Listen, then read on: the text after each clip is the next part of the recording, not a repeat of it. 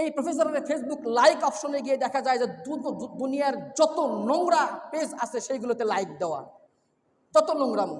এখন তো বলাই যায় এই কথা, আসলে হিজাবওয়ালা নিকাবওয়ালা মেয়েদেরকে বাহির থেকে দেখা যায় না, তার ভেতরের যে লোলুপ লালসা আছে, নোংরা মনোবৃত্তি আছে, যদিও সে সাইকোলজির প্রফেসর, কিন্তু আসলে নিজের সাইকোলজি নোংরায় ভরপুর।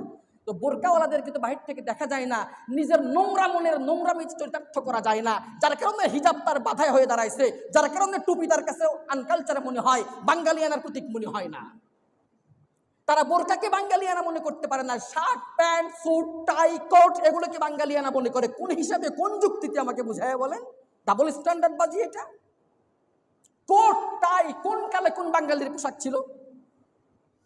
হ্যাঁ, কোট টাই পরা না জায়েজ কিছু না, প্রশ্ন জায়েজ না জায়েজ নয়, প্রশ্ন হলো বাঙালির কালচার কোনটা, প্রশ্ন হলো বাঙালির কালচার কোনটা। এটা